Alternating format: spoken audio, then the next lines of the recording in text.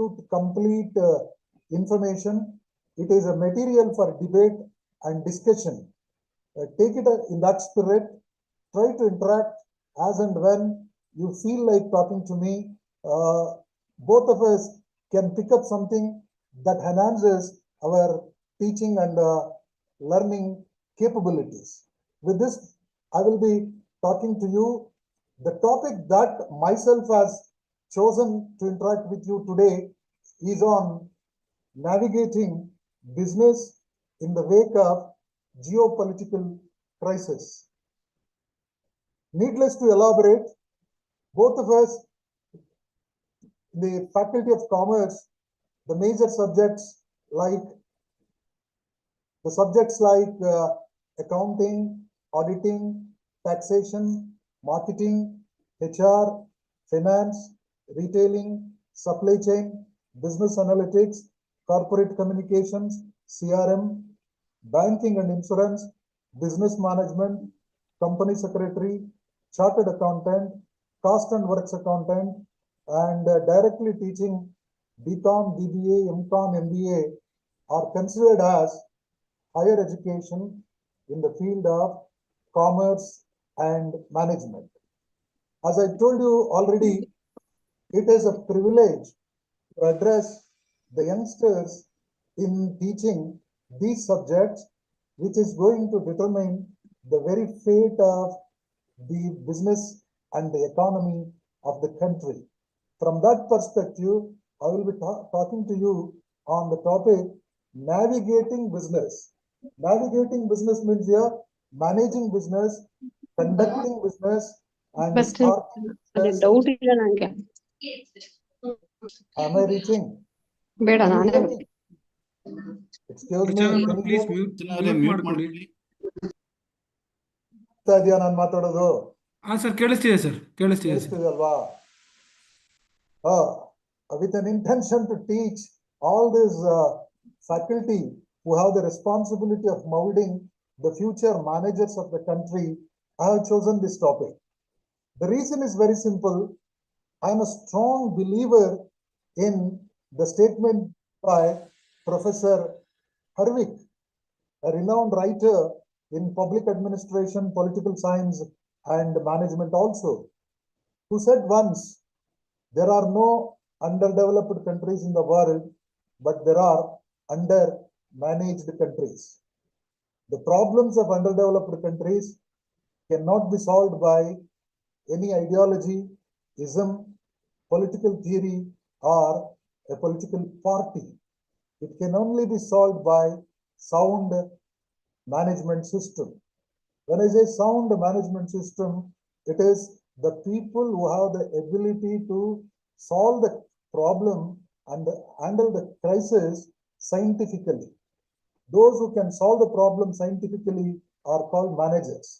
Managers need not be all the time with a degree in MBA, BCom, MCom, things like that. Managers are anybody who solve the problem. But incidentally, MCom, MBA, BCom, BBA, BCA, these type of graduates are considered as management professionals, management graduates. And the fate of any country depends on the capability of these youngsters who have the responsibility of managing the affairs of business. That determines the good and bad, prosperity or poverty of any nation. That is why everybody talks about management these days. I and you, incidentally, are into the field of teaching management and commerce subjects. As I've already mentioned, management and commerce subjects includes teaching marketing, teaching financial management, teaching HR, teaching production, teaching taxation, teaching computers, information, etc., etc. That I had made a mention already. We are all into teaching all these subjects. When we teach this subject, naturally, we must keep in mind the application part of it. Ultimately, it should help us to address the crisis that we are facing in the present day. Therefore, as teachers, we must not forget a statement made by Alvin Toffler.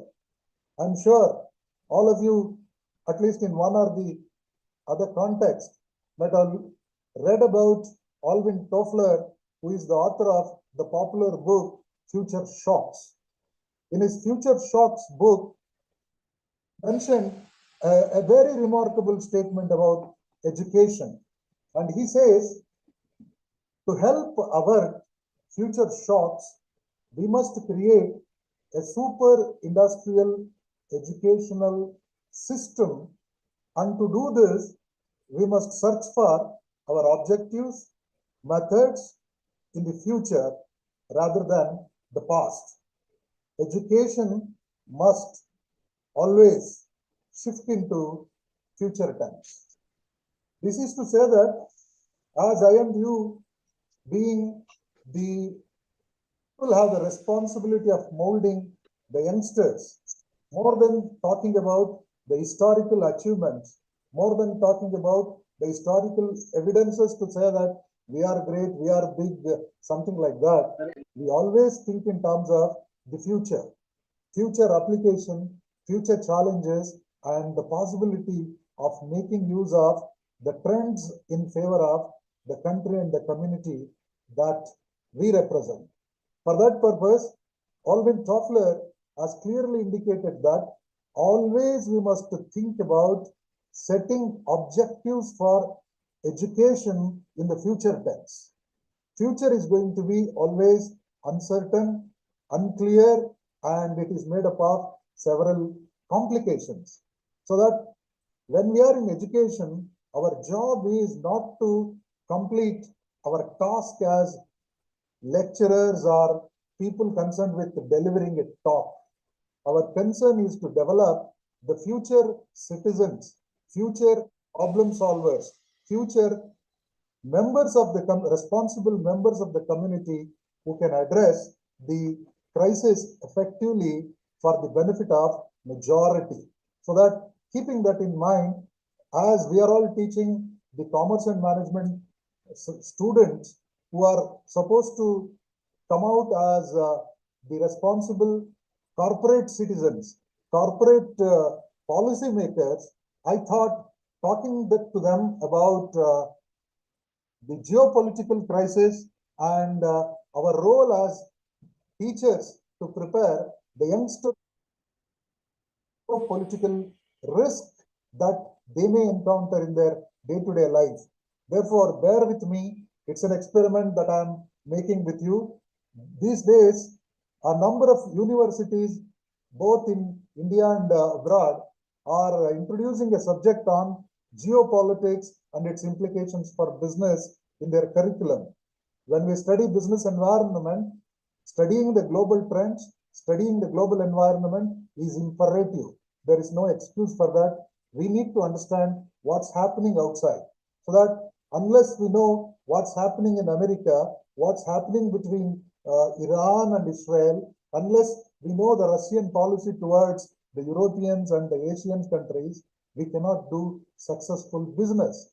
From that angle, I will be talking to you as a businessman, as a young business degree holder. What are the responsibilities of us to respond to this present crisis? You will be knowing business is not the same as it was some 20 years back. Business has changed a lot today. The moment you hear the word business, lot many new things, lot many expectations will come to anybody's mind. To make it precise, let us have a quick look at the nature of today's business. Before we go to understand the global perspective and the global implications on business, let us first understand the nature of today's business. Today, the business is called an activity in the free market environment, though it is many a time openly, loudly pronounced that it is an open market. It is not so true, but it is to a greater extent capitalist oriented market. Capitalist open market orientation is the present day business, and wherever you go, capitalism is playing its role. Followed by that, today's business is knowledge-based. Knowledge is the power. If you have the knowledge, even if you don't have the investment, even if you don't have the premises, property, you can succeed. You can survive. Virtual business is what in the real sense people speak. Virtual business means you need not have to have visible property, visible office. Even without an office, people do millions of rupees business. So that how it is possible? This is possible because today we are living in the era of knowledge-based business. Knowledge is the power. When I say knowledge is the power, I and you are the workers in the field of knowledge. That too, knowledge related to business. Business knowledge is little more dynamic when compared to other things, because here nothing remains constant, nothing remains permanent, and change is the order of the game. At every moment, things will become different. The business is not as it was today, and the share price, share values are not the same as it was yesterday, and we cannot predict the same for tomorrow. Therefore, we are in the field of business which is knowledge based. Followed by that, the business today is highly diversified and highly competitive. You can understand what is diversified business. No company concentrates on producing only one product. Many companies are producing more than one or two product lines and different ranges of products. As a result, many companies have invested their money on different businesses across the globe. And today, companies are not concentrating in one single country. They're investing in different countries. Say, for instance, Apple has its units in Pakistan, its unit in India, its unit in America and Canada. Therefore, companies have their own outlets everywhere. As a result, you can say they are into diversified business and at the same time highly competitive. They can produce products in a very productive and highly competitive way because of the technological advancements. And followed by that, today's business is big and investment oriented. Whatever the small business today people want to start, the investment requirements are very huge. As a result, starting a business is difficult, and at the same time, closure of the business is also difficult because it involves very huge money.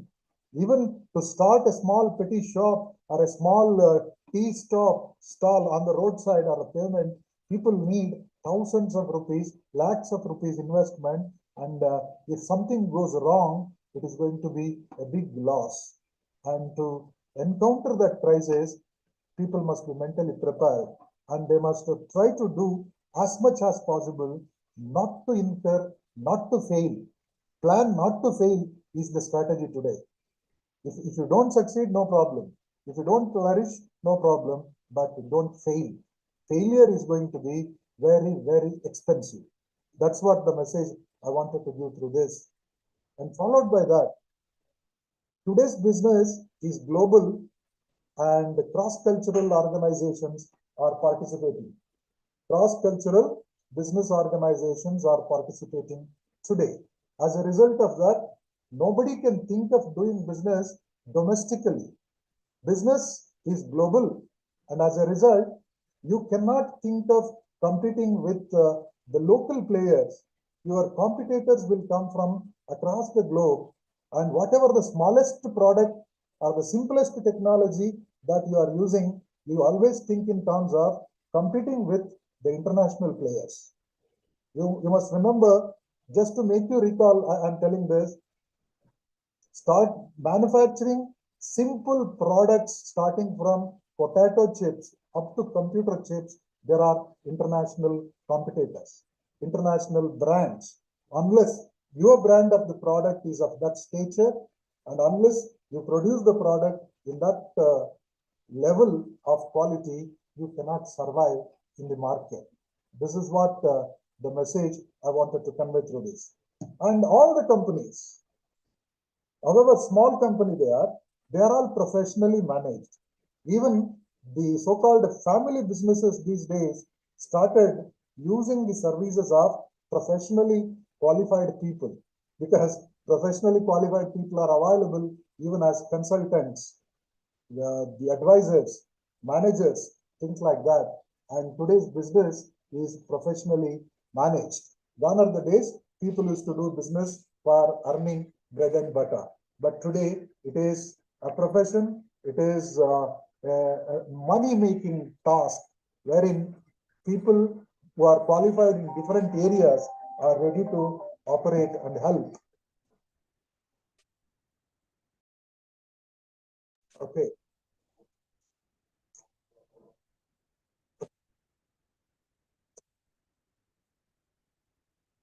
Are characterized by all these things. Therefore, remember these things, and you need to devise your strategies accordingly. As I told you, we are living in the era of global business. In the globally complicated business environment, unless you understand the method of operating the business, and unless you are capable of doing this, when I say you have the responsibility as teachers to prepare the young managers who are going to be the future performers, who are going to be the future business operators. For them, you need to give them proper perspective to think, proper tools to use while making decisions. They are all going to be the future decision makers, and their decisions are going to be very expensive. They will make impact on the huge investments made by the companies on their behalf. Therefore, it is our responsibility to prepare youngsters with proper mindset. That's the reason I thought I can talk to you on these topics. If you find any confusions, any clarifications you need, please take the liberty to talk to me at any point of time, needless to wait till the end. Okay. As a guideline for you, you can talk to me. Before I go further, let me make an attempt to tell you the characteristics of present business education. As I told you, business education includes teaching commerce and management subjects with different nomenclatures. It can be a BCom degree, BBA degree, or it may be chartered accountancy, or anything related to auditing, marketing, HR, finance, production, etc. Totally, we call it business education. Business education today is at its crossroads. It is in the crossroads. There is no absolute clarity about why we are teaching these courses. And both the teachers and the students think that it is something like any other course. When somebody wants to do a degree course, to get a degree, they will get into these courses and pass the examination, keep the certificate as a graduate. But believe me, most of the business degrees, programs, but let it be undergraduate or postgraduate degree, they are all terminal courses. When I say terminal courses, these are the programs that prepares the youngsters to the realistic field where they can apply what they have learned in the classroom. Even the NEP 2020 expects students to take lateral entry, lateral exit, something like that. I'm not going to elaborate on that. But when we say a terminal course is one that facilitates and strengthens the student to apply the knowledge that he has gained inside the classroom in the real life situation immediately. A BCom graduate or a BBA graduate, an MCom or an MBA graduate, when they get out of the course, they must be capable of either finding a job or to start something on their own.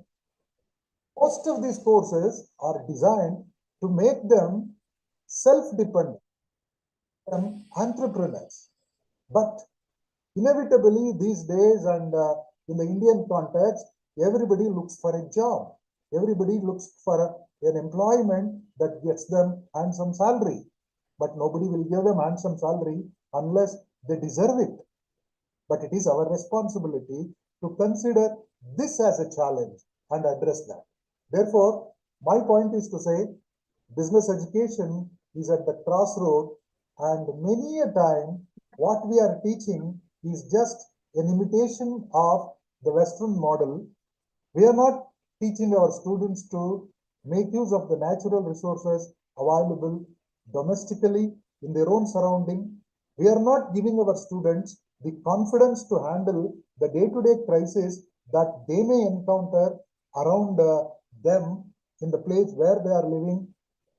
But we are telling only the stories of the successful businessman, and we are telling them they made million crores, 100 crores, 1,000 crores, something like that, which is an imaginary number, imaginary flowery language for our students. They don't take them as the role models.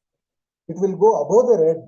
When we speak about a successful businessman who made 1,000 crores, 2,000 crores immediately, our students will think, am I capable of doing that? Is it for me? That itself make them to think in a desperate manner. Therefore, it is my personal opinion. If there are differences of opinion, you can question me. Today's business education is in crossroads. Started imitating successful businessmen only, there is no scope for discussing the reasons for failure. Teaching modern capitalism. We are all teaching capitalism only. We are teaching our students how to make money, how to become rich overnight. But we are not teaching them ethics. We are not teaching them self-discipline, self-monitoring, courage to handle the crisis. What ultimately is happening through management and business education, making our students more greedy. And we are teaching stupidity and intellectually manipulate and make fraudulent practices for success. Because we are telling the stories of shortcuts wherein somebody made quick money, overnight became rich. We are making our students to become greedy, fraudulent, stupid in thinking, and we are not encouraging originality and creativity. This is what my observation. If you have any difference of opinion, please. Preparing generations of unreflective corporate leaders. Unreflective. Say, for instance, our students are listening to stories and case studies that we mention in the classes, but they are not developing the characteristics of the most successful businessman, Tata's for that matter, Narayan Murthy of Infosys for that matter. They are not imitating that. They are not following the paths taken by these great personalities. But simply we are making people who have a lot of desire to become rich and to make money overnight, which is nearer to impossibility. Followed by that, incidentally, in addition to what I said so far, there are n number of corporate crimes and professional malpractices that are visible over the media every day in and day out. Our students are also witnessing, they are also watching all this information, and that has become a common thing. In the new language, we say new normal. After COVID, a new word got introduced, very popular. It was not introduced. A new word has become popular everywhere. We use the word new normal. All these corporate crimes and increased professionalism in everything has become an accepted phenomenon. Nobody questions it. People have accepted this.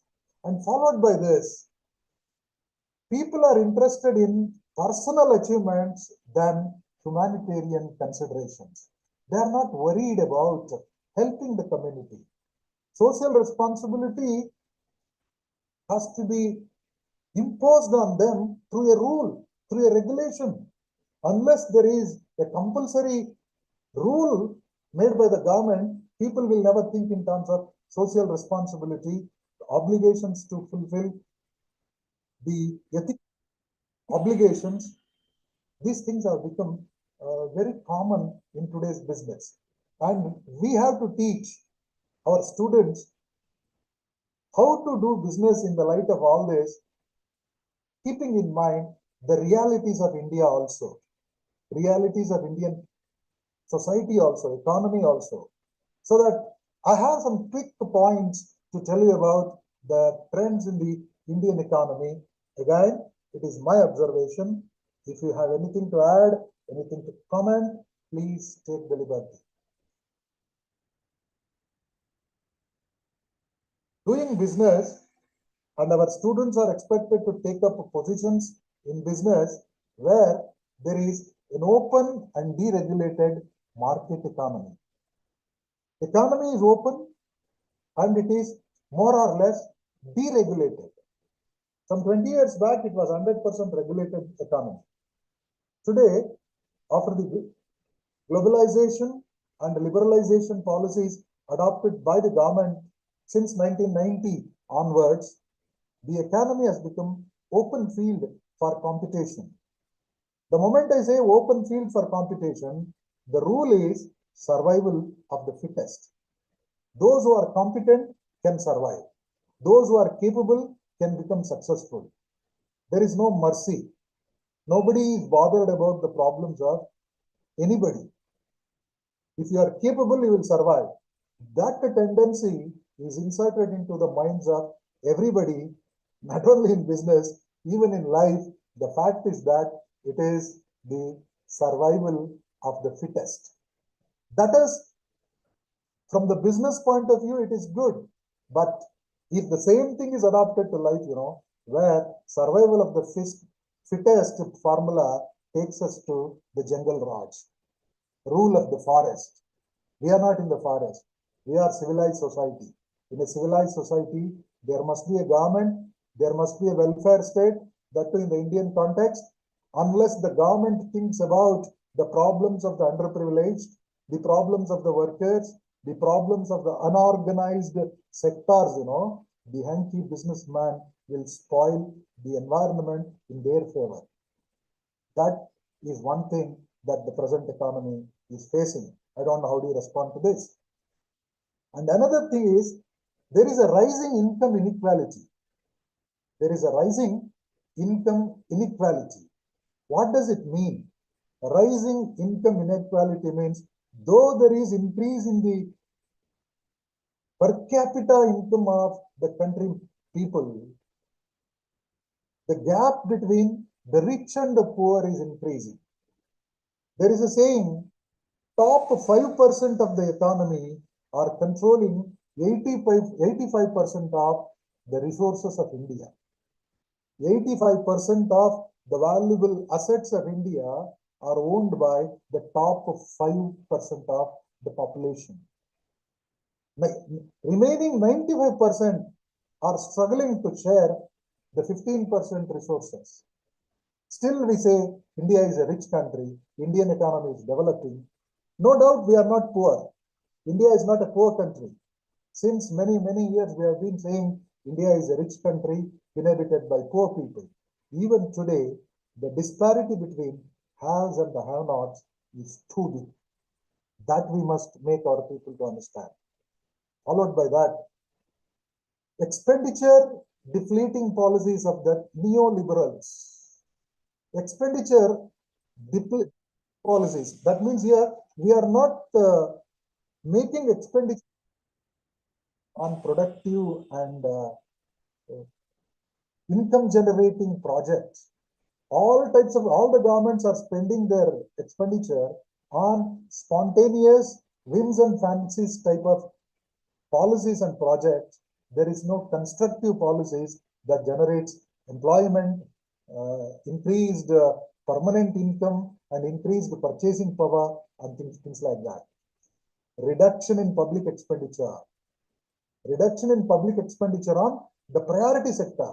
They are spending not on the most relevant, significant things like education, healthcare, things like that. It has been diluted towards the other sectors that are politically beneficial for the governments and the policymakers across the globe, it's happening like that. Followed by that, recession in agriculture and employment due to the focus on finance, capital, and devaluing currencies. Indian currency is continuously, when compared to the dollar and other European currencies, losing its credibility, and as a result, the real worth of the income that we are receiving is diluted and reduced. Particularly, the agricultural income of our farmers got reduced. Today, agriculture has lost its prominence. Gone are the days we used to say India is an agriculturally dominated country. Even today it is true, but it contributes not more than 12 to 15% to the GDP. And 12% of the villagers are having land holding, and many people are not dependent on agriculture. They started going for commercial crops or to get into urban lifestyle, and the villages have become once again weak economic units of the country. And at the same time, in industry, what's happening? Very popular things that we hear are retrenchment, job loss, particularly in the service sector, IT sector, banking sector, insurance sector. With the advent of artificial intelligence and machine learning, many people have lost their jobs. And big companies like Microsoft, Google, they are announcing job cuts and retrenchment, going for a downsizing of their human resources. This is a threat for both the youngsters and the highly skilled manpower in the industry. In the light of all this, we have to prepare our graduates to take up business as a profession and business as a job. Some of them may be interested in becoming managers in the established organization. Some of them maybe want to become entrepreneurs. Our responsibility is to teach them all this with an intention to make them people basic knowledge about what's happening around them in business. I think I am right in selecting this topic, and I am reaching to you. If there are any queries, you can ask a question. As I have already mentioned, today we are not preparing our youngsters only to operate domestically. Even if we like so, it is not possible. The world is interconnected. However small your business is, you may have your customer elsewhere. And however small your business is, you are dependent on material, knowledge, know-how, networking on many. Given this situation, we need to understand what is happening across the globe. We have to think globally. It's a popular saying, think globally, act locally. However small you are, but you need to be globally oriented person, globally oriented businessman today, because your competitors are coming from everywhere. I told you already, even if you are making potato chips, there are international brands. You cannot say that I am the best. There are people better than you across the globe. We claim that our graduates are the best. No. We are nowhere in the world map. We are very small. It's a fact that we are not finding place among the top 500 universities of the world. None of us. No institution from India. Why it is happening? Incidentally, most of the CEOs of the international world-class organizations are people with Indian roots. They are Indians, but they are studied elsewhere. They are the CEOs of great companies. We feel proud to say that he is an Indian, he is the CEO of a multinational company, he is the chief of an American-based company. But where they are studied, where they were taught, most of the time, we fail to prepare our people to face the realities. The reasons are numerous. There are something wrong with us, something wrong with the system, something wrong with the students. We need to rectify, and as much as possible, as teachers, we must try to give the best within the available limits. We cannot blame anybody. Teachers are not expected to pass on the buck to anybody. The ultimate blame will come to the teachers only. Everybody asks, why can't we find a place in the list of top 500 academic institutions in the world? Why can't we make our students to get jobs in the big companies? The reason is we are not yet prepared them properly. My point is to tell you, we need to prepare students in 3 different angles. The first thing is we need to make them understand the realities around them. Most of the time, our students are not understanding what it is. Even as a teacher, if you are interested in teaching them things at a depth, our students are interested only in preparing for the examination. If you are elaborating, they try to extracting. Can you follow me? What I am trying to say? If you go on elaborating the things, they want to extract and they will ask the question, is it important for examination? Unfortunately, our system has become a tuition center in the colleges and the universities, wherein we are preparing our students to pass the examination and to score high marks. As a commerce and management discipline teacher, I am telling, this is not the purpose. We are not here to prepare the rank holders. It's very bad expectation. Make the students practically competent, practically capable of rising to the occasion. I think I'm reaching you. At least 1 or 2 can respond to me. Am I reaching? Yes, sir. Yes, sir. Definitely, sir. Whatever you have told is 100% true. Yes, sir. Don't agree with me, take the liberty to stop me. Okay. Therefore, my point is to tell you that our students are trying to extract the information as simple as possible, as little as possible. Therefore, we need to give them more. We need to tell them the vast information so that even if they recall 10%, 15% of what we say in the class, that will suffice the requirement.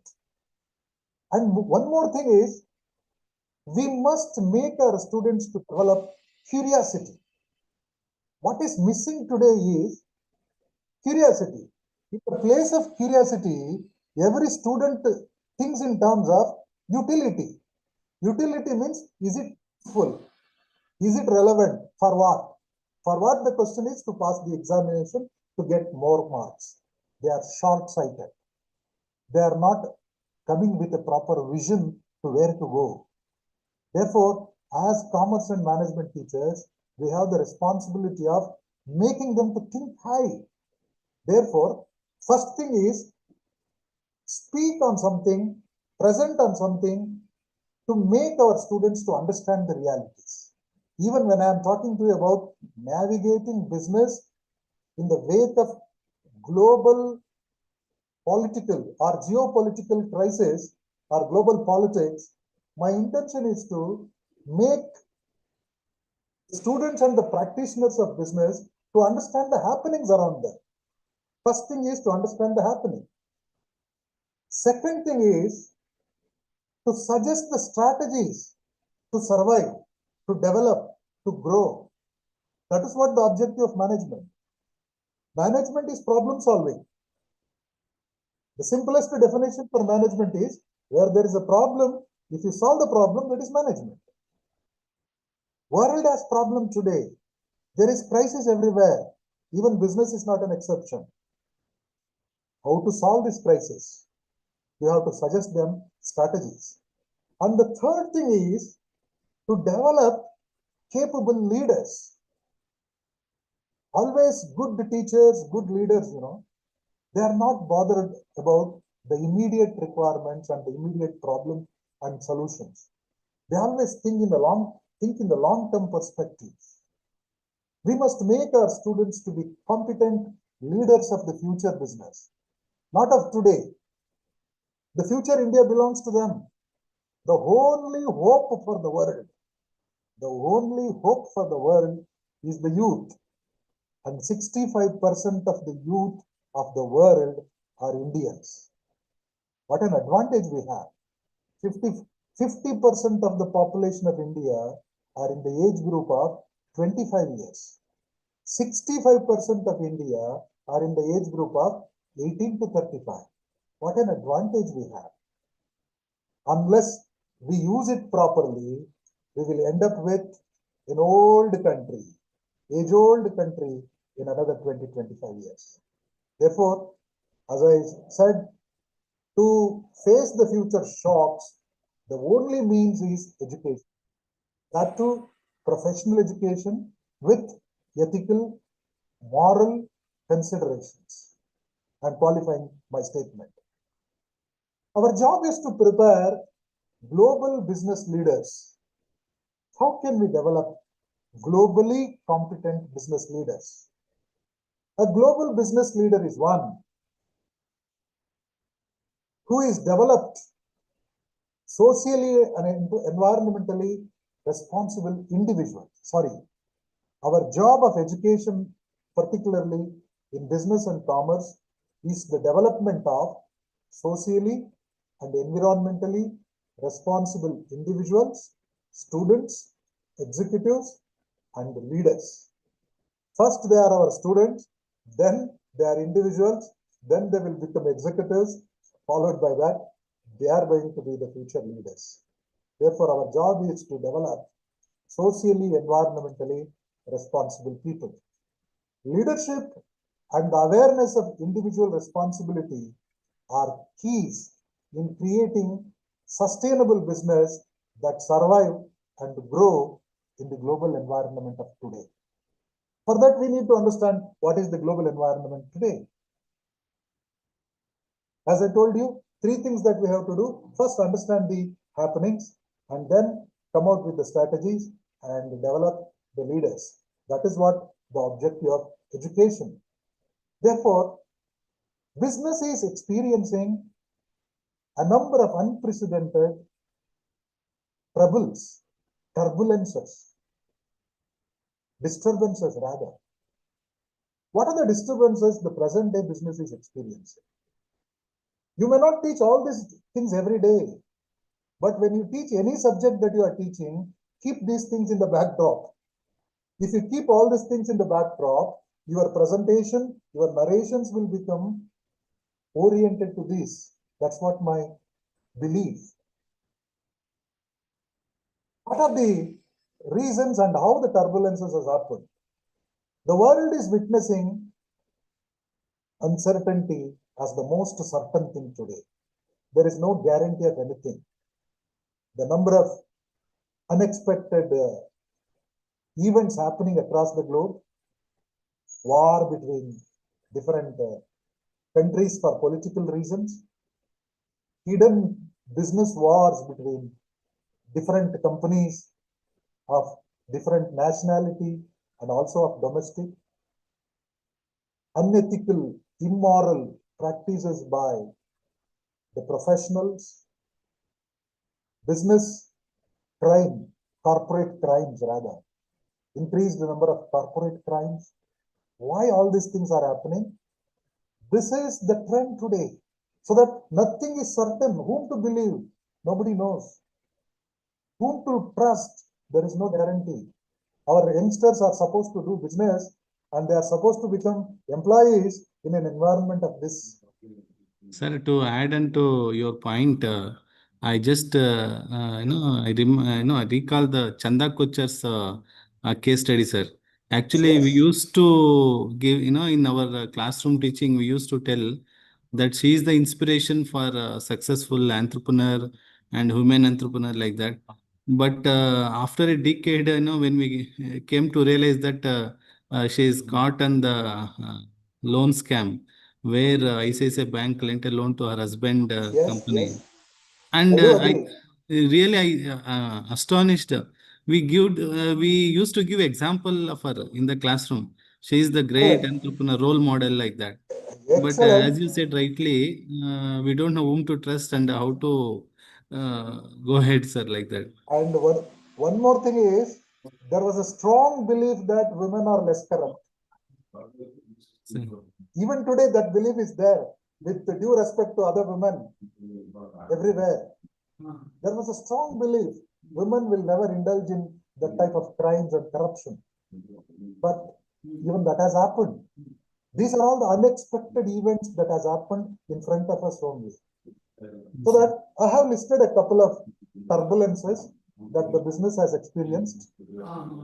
First thing is changing social contracts. Even in the society, there is no mutual trust, understanding, belief, things like that. What we can see in the society, that you can see in the company. What is happening outside, that happens inside the boardroom also. What is lacking today is the trust, morality, ethical consideration, responsibility, self-discipline, self-monitoring, value systems, followed by that, changing roles and rules. Most of the policymakers are the businessmen today. Believe me, I'm not exaggerating. Across the globe, what is happening today is either the government is managed by the business houses, or the corporate representatives become the rulers of the nations and the states. Indirectly, starting from, say for instance, American economy is a best example for everybody. Most of the policies in the initial days of the new term were influenced by Elon Musk only, right? Businessmen everywhere dictating terms to the governments. Governments are governed by corporates. This is the trend today. Changing roles and changing rules create a lot of ambiguity. Nothing is permanent. Followed by that, unpredicted capital requirements. Unpredicted. Investments have become very high.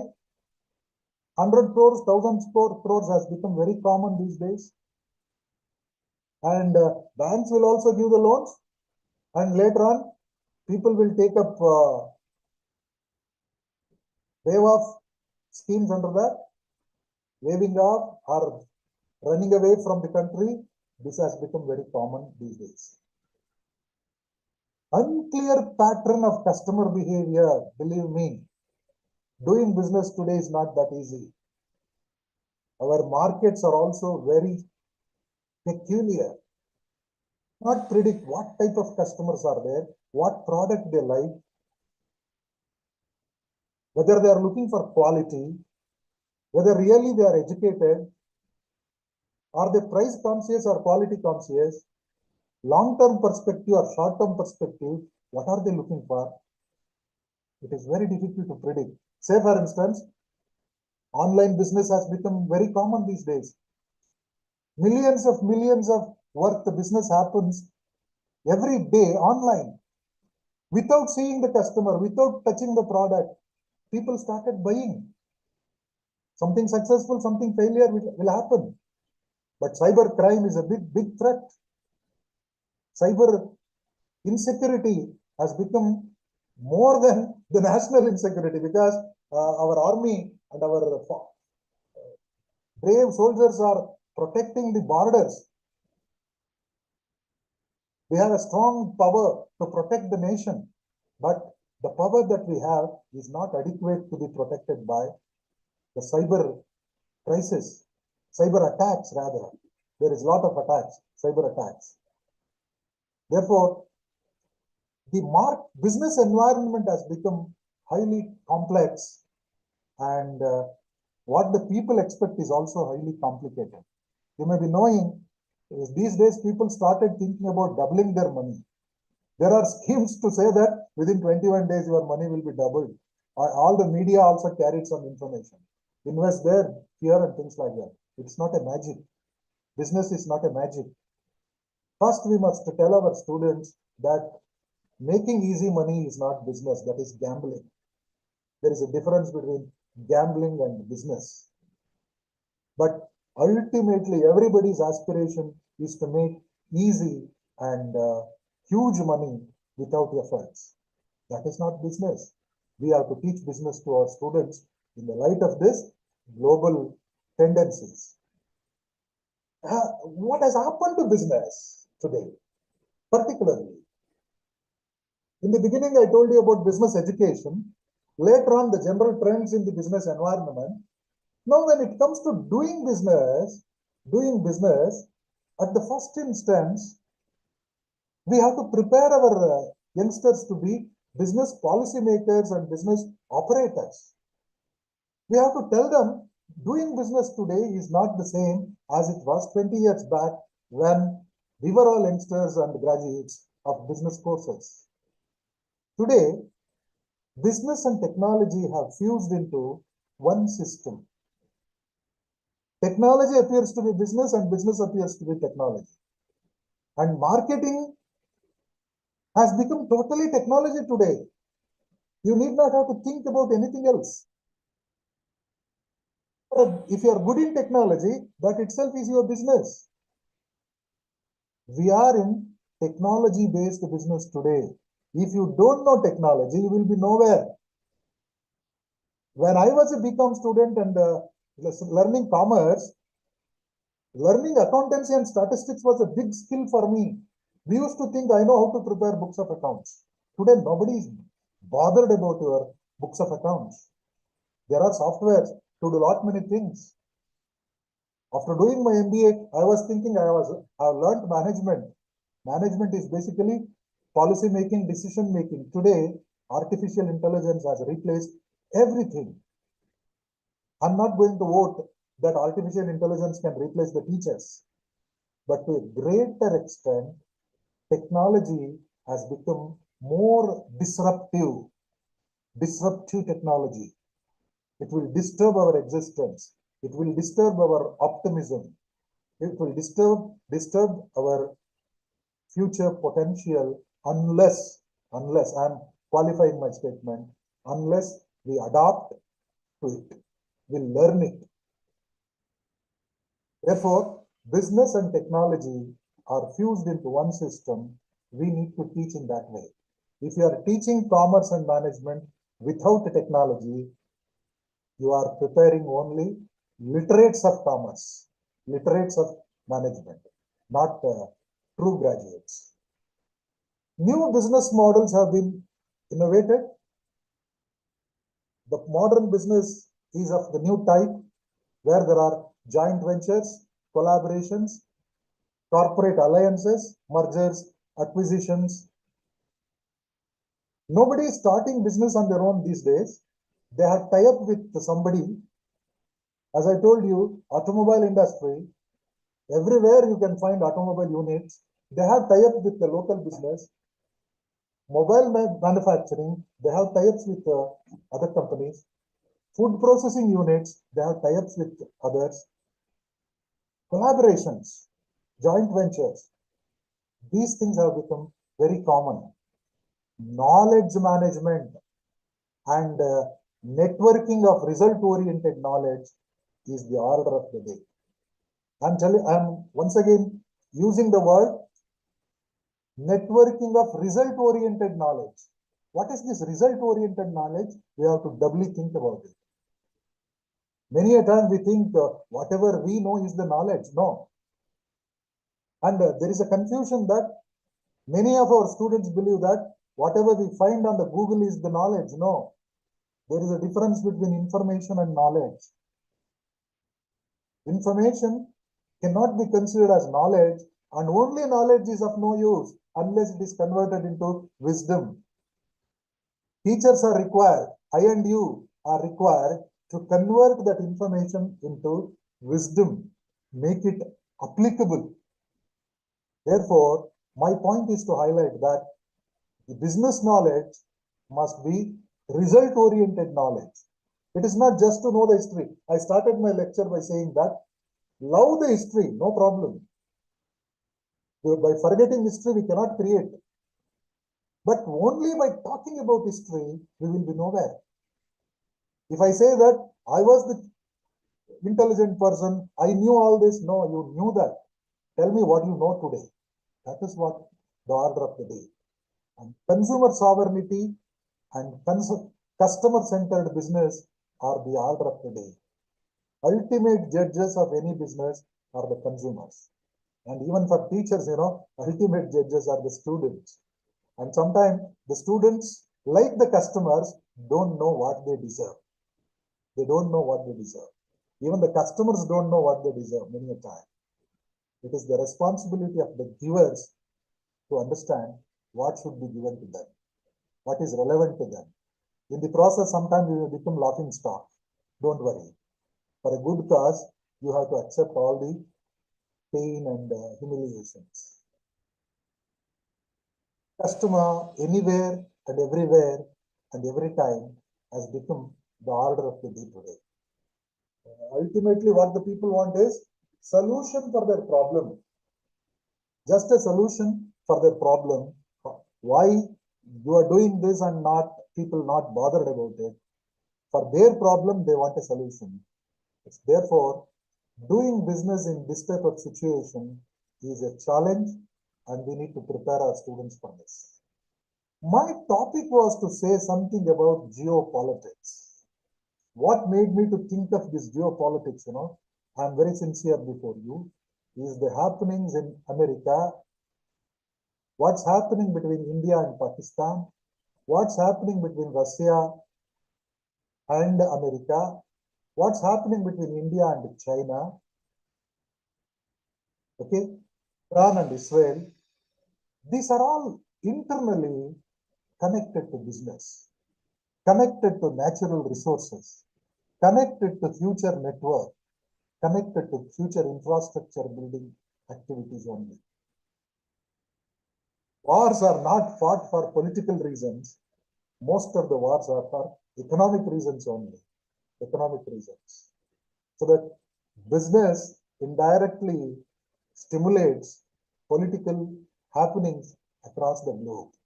One time enemies become friends and friends become enemies across the globe. Therefore, let us understand what is this global business and global politics. The global environment today is at a critical juncture. Although signs of stabilizations were emerging through after the pandemic and a prolonged challenge period of unprecedented shocks, the world has experienced the turbulences. I have mentioned about the turbulences. The greatest turbulence that we have experienced, one was the COVID-19 that taught us so many lessons. After that, drought in some countries, flood in some countries, calamities of different types, landslides have also taught us lot many things. But despite of that, man has learned nothing. The fighting is on.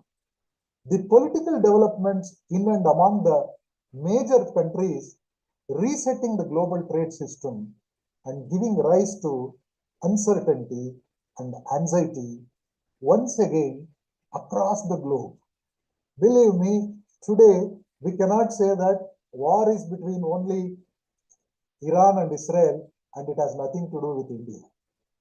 And war is between the China and America indirectly, business war, and it has nothing to do with India. No, we are all interconnected. What happens in one end of the globe, in one angle of the globe, will definitely affect life everywhere. The recent announcement of multiple waves of tariffs against trading partners by United States have invoked countermeasures by other countries and interrupted the political retaliation and relationship between countries and domestic imbalances and uncertainties across. Say, for instance, take a simple example, technological know-how. Today, no country can say that technologically we are independent. We are running joint ventures, collaborative businesses are everywhere. Unless there is mutual trust and understanding between the countries, collaborative business cannot survive. that will affect the existence of the business itself. And multinational companies' investments comes from different countries. This tariff war resulted in increased prices of the products made by different countries. When the price increases, naturally, unsold stock will increase. That leads to closure of business.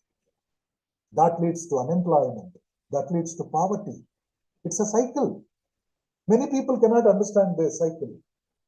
Just imagine the hike in the petrol prices, how it affects life of people anywhere in any country. That is the power of geopolitics, and we cannot neglect that. And while teaching management subjects, any subject for that matter, today there is a need to connect it with the happenings in the global system, because we are no longer doing business locally. We have to think globally only. Think globally, act locally, no problem. Earlier, the formula was think locally, act globally. That is not a viable strategy today. Now we have to think globally and act locally so that we will become universally acceptable. Otherwise, our own domestic people may not accept us, thinking that there is something great coming from other country. Therefore, we need to prepare ourselves and our students in the light of this. Why it is required? Excuse me, sir. We talk a lot about Sir? business decisions, whatever the business decisions that they make, things like starting up of new ventures, adding new products, handling competitors, handling mergers and acquisitions, introducing change into the system. All these things